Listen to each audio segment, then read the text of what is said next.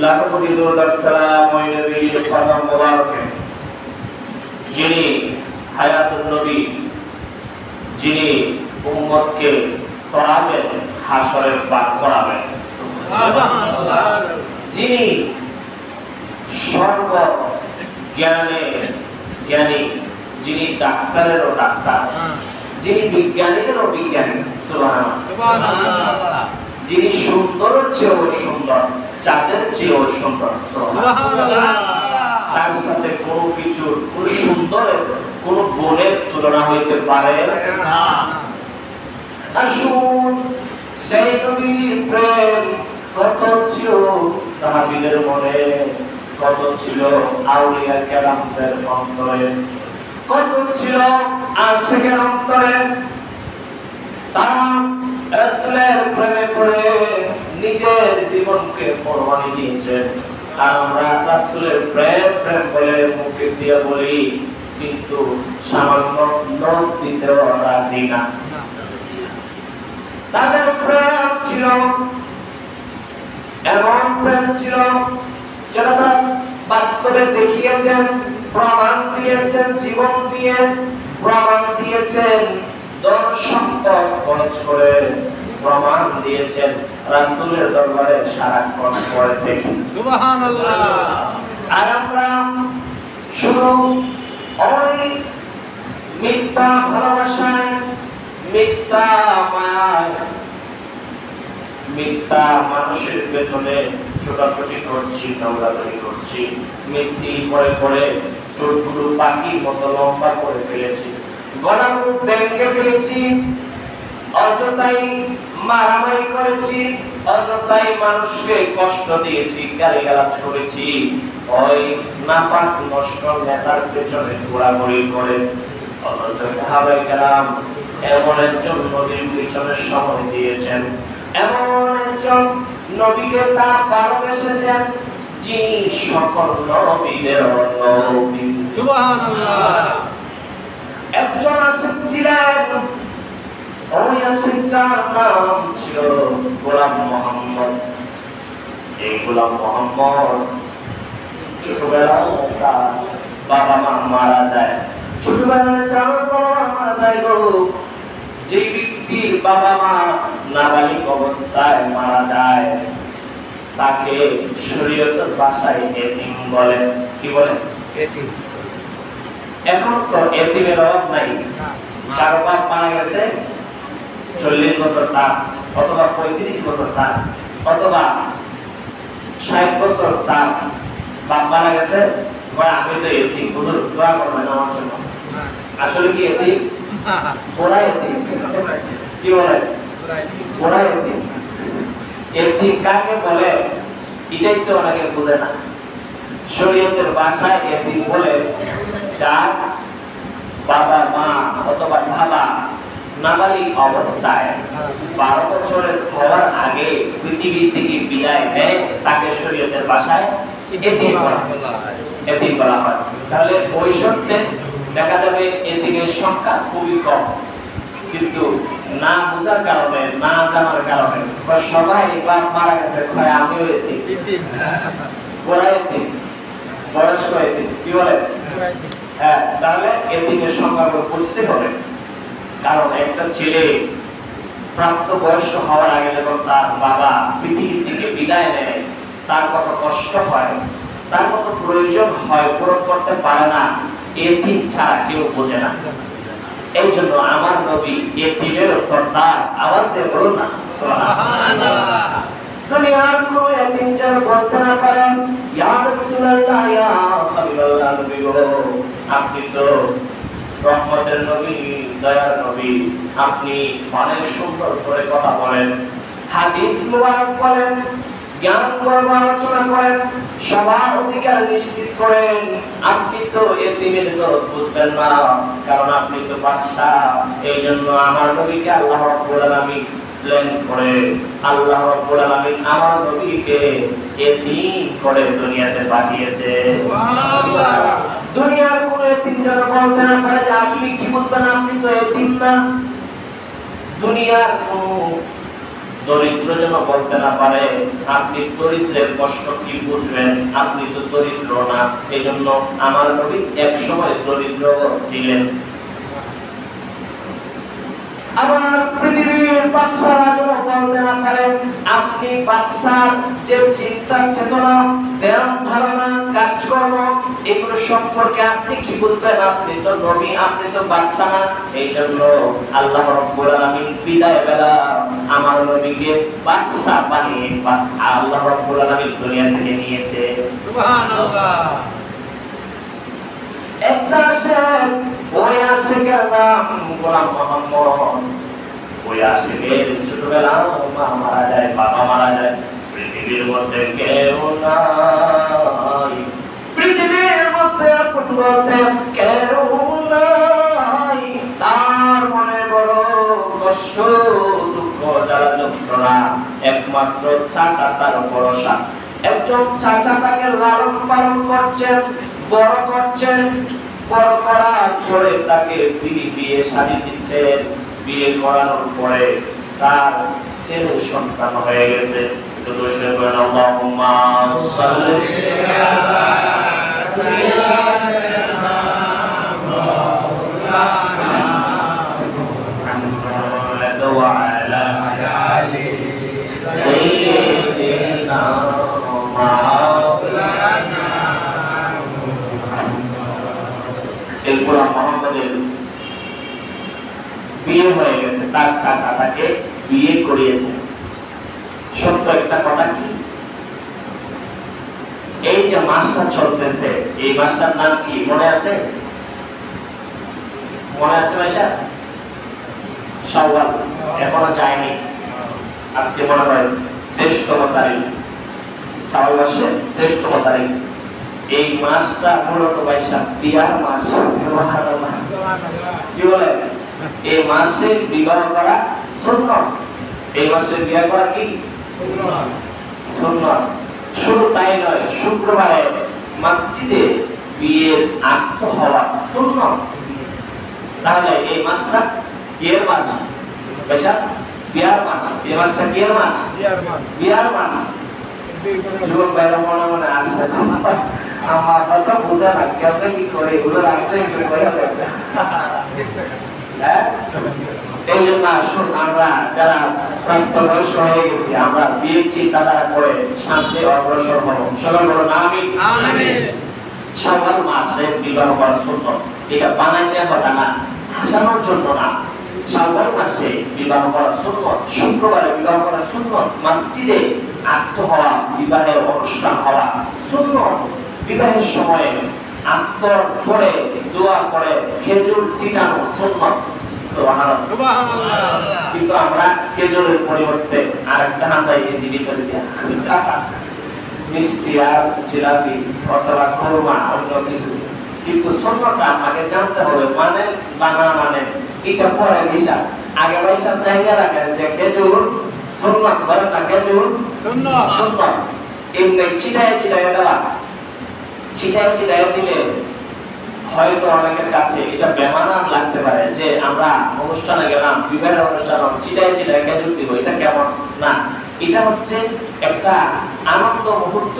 এই আনন্দ মুহূর্তটাকে স্মৃতির মধ্যে ধরে রাখার জন্য, আরো আনন্দ দেওয়ার জন্য এইভাবে ছিটায় ছিটায় খেজুর দেওয়া। কেউ পাবে, কেউ পাবে না, কেউ হাত বাড়াবে, আসবে খেজুর দুইটা, আর একজন হাতে আসবে না। এটা একটা অন্যরকম ফিলিংস। আওয়াজ দিয়ে বলুন আল্লাহু আকবার। এই জন্য সুন্নাত আছে যেখানে রহমত আছে সেখানে, সুন্নাত নাই যেখানে এখানে রহমত নাই। বলছিলাম ওই পাগলের কথা, ওই পাগল বলে আমার পৃথিবীর মধ্যে ভালো লাগে না, মা নাই গো আমার, বাবা নাই, পৃথিবীর দুঃখ আমার কে বুঝবে? একমাত্র চাচা আমার সম্বল। চাচা আমাকে যতটুকু উপকার করেছেন আমি কোনদিন বলতে পারবো না। এবার চাচা এক সময় চাচার অসুস্থতার কারণে এক সময় হার্টটা ব্লক হয়ে গেছে, এক সময় হার্টটা ব্লক হয়ে হার্ট অ্যাটাক হয়ে পৃথিবী থেকে চাচা বিদায় নিয়ে গেছে। ইন্না লিল্লাহি ওয়া ইন্না ইলাইহি রাজিউন। الذين إذا أصابتهم مصيبة قالوا إنا لله وإنا إليه راجعون الله أكبر আমরা শুধু মনে করি মানুষ মারা গেলে ইন্না লিল্লাহ পড়তে হয়, এছাড়া বুঝি ইন্না লিল্লাহ পড়া যায় না। না না, ও আমার ভাই, লক্ষ্য করে দেখবেন হাদিস কোরআন পড়ে আমরা জেনেছি, দেখেছি, বুঝেছি। আমার নবী বলেছেন বিপদে পড়লে ইন্না লিল্লাহ পড়ো, কোনো কিছু হারিয়ে গেলে ইন্না লিল্লাহ পড়ো। যদি তুমি এমন বিপদে পড়েছ, ছোট্ট একটা বিপদ, অথবা তোমার জুতার ফিতাও যদি ছিঁড়ে যায়, কুচকে কোনো কিছুর সাথে ধাক্কা লেগে, তারপরেও ইন্না লিল্লাহ পড়ো। ইন্না লিল্লাহর মধ্যে এমন বরকত, যা তুমি হারিয়েছো তার চেয়ে উত্তম কিছু আল্লাহ ইন্না লিল্লাহর বরকতে দান করে দিবে। এই জন্য ওই তার চাচা মারা গেল, চাচার সুখে সুখামত হইয়া আবার সে বলতেছে আমি আর পৃথিবীর মধ্যে থাকতে পারবো না, আমি মনে করে বাঁচবো না, এই দেশে আমি থাকবো না গো, এই দেশে আমার ভালো লাগে না, আমি যতদিন বাঁচবো আমি চলে যাব মদিনাওয়ালার দরবারে, আমি যতদিন বাঁচবো সেখানের মধ্যে আমার বাকি জীবনের সময়টুকু কাটিয়ে দেব। গোলাম মোহাম্মদের সংসারের প্রতি ছিল উদাসীনতা, সংসার প্রতি ধার ভালোবাসা ছিল না, ভালো লাগে না, ভালো লাগা কাজ করে না, তার হৃদয়ের মধ্যে বড় ব্যথা, আমি যাব সোনার মদিনা। ইয়া রাসূলুল্লাহ নবীজি, ও দয়াল নবী গো, আপনি আমারে স্বপ্নে যুগে আপনার দিদার দেন। আবার গোলাম মোহাম্মদ মক্কা শরীফ মদিনা শরীফ থেকে অনেক দূরে ধার ভারী, এবার ছুটে চলল। ওই রাতের গভীরতায় যখন ছেয়ে গেল পৃথিবী, তখন সে সুফির পোশাক পরে হাতের মধ্যে কিছু পাথেয় নিয়ে সে রওনা হলো। ওই মদিনা শরীফ যাবে নবীর দরবারে। এবার যাচ্ছে, যেতে যেতে যেতে যেতে এক সময় ওই রাতের একটা অংশ শেষ হয়ে গেল, দিন চলে গেল, আবার রাত আসলো। রাত আসার পরে পবিত্র এশারের আযান হয়ে গেল। এশার আযান যখন হয়ে গেল পরের দিন, এবার ভাবতেছে আমি আর সামনে যাব না, আমি অনেক ক্লান্ত হয়ে পড়েছি, আজকে আমি আর সফর করতে পারবো না, আমি এবার খাওয়া দাওয়া করে একটু বিশ্রাম নেব। যেই চিন্তা সেই কাজ। এবার গোলাম মোহাম্মদ নামাজ পড়ে একটা গাছের নিচে বিশ্রামের জন্য মনস্থ করে বিশ্রাম নিতে শুরু করলো। আর মনে মনে ভাবতেছে আমি কবে যাব সোনার মদিনা। আর নবীর প্রতি দূর শরীফ পড়ে, আর নবীর জন্য কান্দে, বলেন সবাইকে মদিনায় নিলা আমায় নিলা না, মদিনা মোর আসল ঠিকানা, বন্ধু মদিনা মোর আসল ঠিকানা। বল না, সবাইকে মদিনায় নিলাম আমায় নিলা না, মদিনা মোর আসল ঠিকানা, ভাইজান মদিনা মোর আসল ঠিকানা।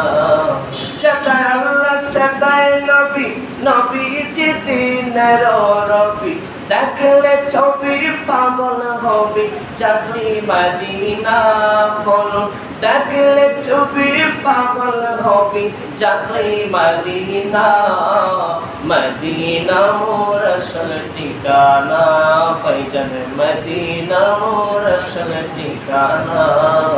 ওই নবীজির সঙ্গ লাভি চিরজীবন সুখে রবি, বলুন ওই নবীজির সঙ্গ লাভে চিরজীবন সুখে রবি, মরা দিল তোর তাজা হবে, মরা রবে না, মদিনা মোর আসল ঠিকানা, ভাইজান মদিনা মোর আসল ঠিকানা। সবাই কেউ দিলাই নীলা আমায় নীলা না বলুন সবাই কেউ দিলাই নীলা আমায় নীলা না মদিনা রাসূল ঠিকানা ভাইজান মদিনা আসল ঠিকানা গোলাম মোহাম্মদ তাকে কয় কত মানুষ মদিনায় গেল ওইরা ওইরা বিমানে গেল জাহাজে গেল কত মানুষ কত ভাবে ও নবী গো আপনার সাথে সাক্ষাৎ করতে গেল জিয়ারত করলো আমি গোলাম পারলাম না আমার কোনো সম্বল নাই আমি আপনাকে দেখার জন্য আপনার প্রেমে পাগল হইয়া দুই পা দিয়া হাইটা রওনা হয়েছি সুবহানাল্লাহ ইয়ো নবী গো আমি কি করব গো আমার দিকে সংসার ভালো লাগে না এই পৃথিবীর মধ্যে থাকতে আর ইচ্ছে করে না ইয়া রাসূলুল্লাহ ইয়া হাবিবাল্লাহ নবী গো আপনি আমাকে একটা দিক নির্দেশনা দেন আপনি আমাকে একটা পথ বাতলিয়ে দেন আমি কি করব এই মুহূর্তে গোলাম মোহাম্মদ যখন চিন্তায় পড়ে গেল চিন্তা করতে করতে যখন ঘুমায় গেল গোলাম মোহাম্মদের ঘুমটা যখন গভীর হয়ে গেল এমনি দেখতেছে একজন সুন্দর নুরানি চেহারার মানুষ গোলাম মোহাম্মদের স্বপ্নের মধ্যে হাজির হয়ে গেছে সুবহানাল্লাহ গোলাম মোহাম্মদ এবার দিকটা চিনতে পারছে ও পৃথিবীর মানুষেরই জগতের মানুষ এর চেহারা শয়তান ধরতে পারে জগতের মানুষের চেহারা রূপ শয়তান ধরতে পারে জিনেরা ধরতে পারে কিন্তু ওই একজন মহামানব যার রূপ শয়তান ধরতে পারে না কোনো ফেরেশতাও ধরতে পারে না সুবহানাল্লাহ গোলাম মোহাম্মদ কয় এইরকম মহামানব এইরকম নুরানি চেহারাওয়ালা মানুষ আমি আর কোনোদিন দেখি নাই নিশ্চয়ই তিনি আমার নবী কামলিওয়ালা সুবহানাল্লাহ الصلاة والسلام عليك يا رسول الله الصلاة والسلام عليك يا حبيب الله এইভাবে সালাম দিয়া গোলাম মোহাম্মদ ডাকতে বলতেছে নবী গো আমি কি করব আমার নবী ডাকতে বলতেছেন ও পাগলাইনি তুমি কি জন্য তোমার সংসার ছেড়ে এসেছো তুমি কি জন্য রওনা হয়েছো আমি বুঝতে পেরেছি কিন্তু তোমার এই সিদ্ধান্তটা ভুল হয়ে গেছে ইয়া রাসূলুল্লাহ আমি এখন কি করব আমার নবী ডাক দিয়ে বলতেছেন ও পাগলা রে আমার ধর্মের মূল মন্ত্র হচ্ছে তিনটা আওয়াজ দিয়ে বলেন কয়টা তিনটা ইসলাম ধর্মের মূল মন্ত্র হচ্ছে তিনটা এক নাম্বার হচ্ছে সালাত দুই নাম্বার হচ্ছে খায়রাত তিন নাম্বার হচ্ছে জিহাদ ও পাগলা রে তুমি মন স্থির করেছো তুমি মদিনা শরীফ যাবে আর আসবে না তোমার সংসারের প্রতি কোনো খোঁজ খবর নেবে না এটা তো ইসলাম হইতে পারে না তুমি যাবে আমাকে সালাম দিবে মক্কা শরীফ জিয়ারত করবে কাজ শেষ হয়ে গেলে হজ সম্পাদন হওয়া শেষ হয়ে গেলে আবার তুমি ওই তোমার পরিবারের কাছে ফিরে যাবে এটাই হচ্ছে ইসলাম আওয়াজ দিয়ে বলুন না সুবহানাল্লাহ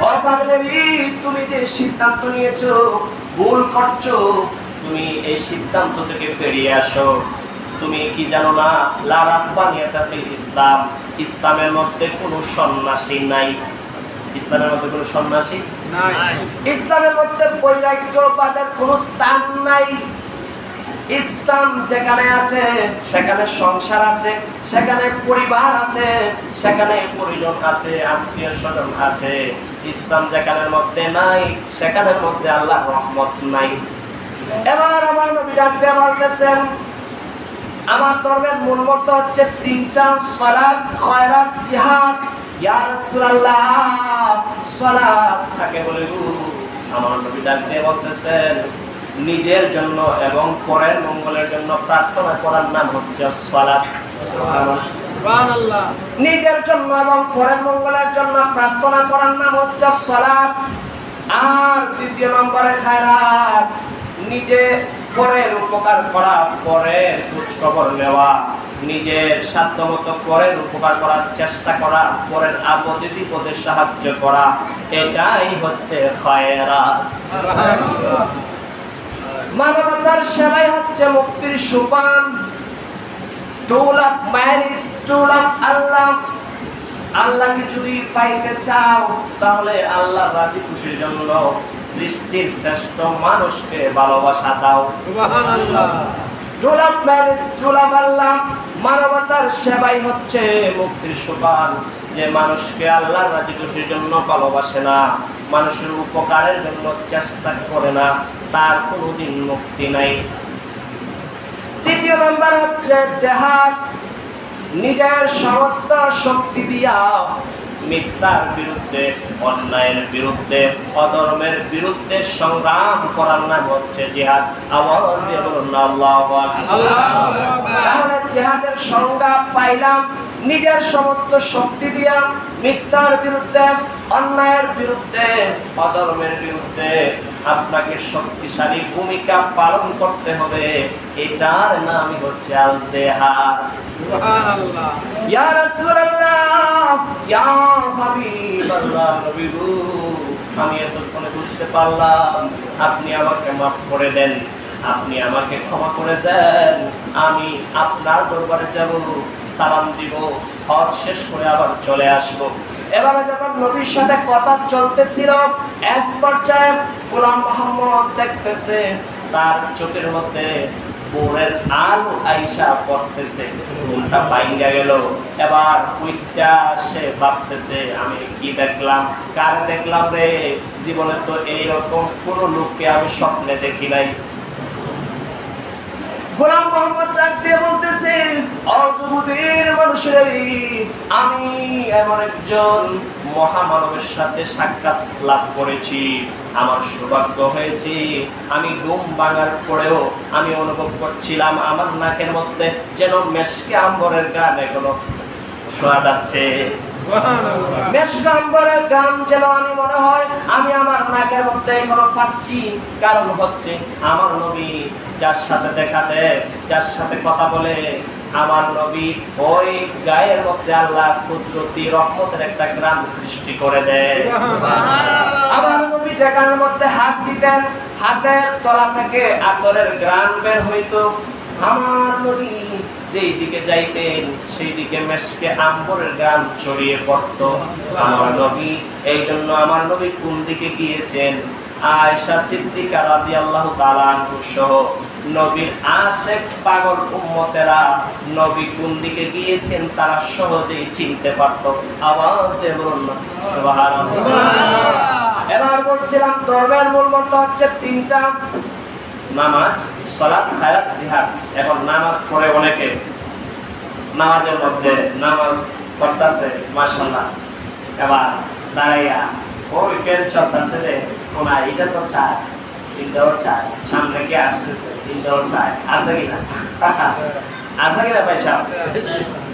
নামাজ চলতেছে, হুজুরে এদিকে কি করতেছে, মুসল্লির পাশে আর একটা কি করতেছে, সব দিকে তার নজর যায়। এরকম মুসল্লি নাই?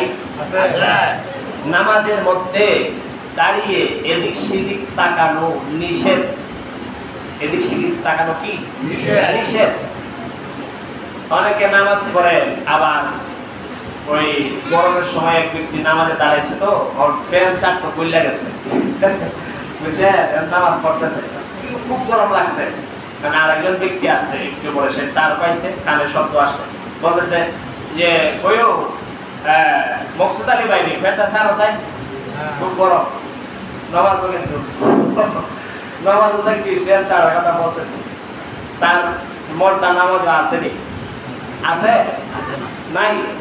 আরেক ব্যক্তি আমার সচক্ষে আমি দেখছি যে আমার জহরের নামাজ শেষ হয়ে গেছে, পরে আসছে ওই ব্যক্তি, আসার পরে ওই ব্যক্তি ফরজ পড়ে ফেলছে, সুন্নত পড়ে ফেলছে। পড়ার পরে আমি যখন চলে যাচ্ছিলাম তখন বলতেছে নামাজ থেকে, হুজুর খান ওই দাওয়াত আছে, তার মনটা নামাজ আসেনি, আছে নামাজটা হইব, নামাজটা কি হইব? আমি বললাম প্রিয় ভাই, আপনার নামাজ আসছিলেন, বুঝা লাগতাম। এই যদি হয় নামাজের অবস্থা, নামাজটা হবে না। আমার নবী আপনার নবী বলেছেন যে ব্যক্তি নামাজে দাঁড়িয়ে নামাজরত অবস্থায় এদিক সেদিক তাকায়, বুঝতে হবে তাকে শয়তানে লারে সারে, শয়তানে তাকে ওয়াসওয়াসা দিচ্ছে, শয়তানে তাকে চিন্তাই করেছে, শয়তান তাকে চুয়া মেরেছে, শয়তানে তাকে ওয়াসওয়াসা দিচ্ছে। হাদিস প্রমাণ করে যার ওযুটা হবে না, যার গোসলটা হবে না, যে পবিত্রতার দিকে নজর দিবে না, কি করে ওযু করছে নিজেই জানে না, ওযু কিভাবে করতে হবে বুঝে না, আয়েশা কোনো রকম ওযু কইরা নামাজে দাঁড়াই গেছে, নামাজে দাঁড়াইয়া মন ঠিক নাই, এদিক সেদিক থাকায়, বুঝতে হবে তাকে শয়তানে ওয়াসওয়াসা দিচ্ছে। শয়তানে কি দিচ্ছে? এমনকি তার নামাজও হবে না, একটা বর্ণনায় আসছে, আবার আরেকটা বর্ণনা আসছে তার সওয়াব কম হবে, নামাজ পরিপূর্ণ হবে না। এই জন্য এই ওয়াসওয়াসা থেকে বাঁচতে হলে এদিক সেদিক তাকানো যাবে না। বলেন না ভাই সাহেব, এদিক সেদিক তাকানো যাবে না। নামাজরত অবস্থায় দাঁড়িয়ে আপনি কোথায় নজর রাখবেন সেই বিষয়ে ইমামে আবু হানিফা, আমাদের ইমাম মাযহাবের ইমাম, তিনি বলতেছেন দাঁড়ানো অবস্থায় সিজদার দিকে নজর রাখতে হবে। দাঁড়ানো অবস্থায় কোন দিকে নজর রাখতে হবে? সিজদার দিকে। আপনি যে জায়গায় সিজদা দিবেন ওই জায়গায় আপনি দাঁড়িয়ে নজর দিবেন, আপনি দৃষ্টি দিবেন। আপনি যখন রুকুতে যাবেন তখন আপনার দৃষ্টি থাকবে দুই পায়ের মাঝখানে। যখন রুকুতে যাবেন তখন কোথায় থাকবে আপনার দৃষ্টি? দুই পায়ের মাঝখানে। যখন আপনি আবার দাঁড়াবেন তখন সিজদার জায়গায়। আপনি যখন সিজদাতে যাবেন তখন আপনার দৃষ্টি থাকবে নাকের দিকে। কোন দিকে? নাকের দিকে। আপনি যখন বসবেন তখন আপনার দৃষ্টি থাকবে, আপনার খেয়াল থাকবে কোলের দিকে। এটাই হচ্ছে সুন্নাত। আওয়াজ দিয়ে বলুন না আল্লাহু আকবার। আল্লাহু আকবার। সাল্লু কামা রাআইতুমুনি উসাল্লি। ও সাহাবীরা গো, ও আমার উম্মতেরা, নামাজ পড়ো সেইভাবে যেভাবে আমি নবীর নামাজ পড়তে দেখো। আওয়াজ দিয়ে বলুন না সুবহানাল্লাহ। নবী তো পাবো না, সাহাবী তো পাবো না। এই জন্য যারা নামাজ শুদ্ধ করে জানে, নামাজ শুদ্ধ করে শিখেছে, তাদের কাছ থেকে নামাজটা শিখতে হবে। এটাই হচ্ছে ইসলাম। আপনি সুন্দর করে নামাজ পড়বেন, 2 রাকাত নামাজ দিয়ে আল্লাহ রাব্বুল আলামিন জীবনের গুনাহগুলো মাফ করে দিবেন। সুবহানাল্লাহ। আল্লাহ রাব্বুল আলামিন আমাদের সকলকে সহিহ বুঝ দান করুন, ঈমান এবং আমলের মধ্যে বরকত দান করুন। সকলে বলুন আমিন। আমিন। ওয়া আখির দাওয়ানা আলহামদুলিল্লাহি রাব্বিল আলামিন। আসসালামু আলাইকুম।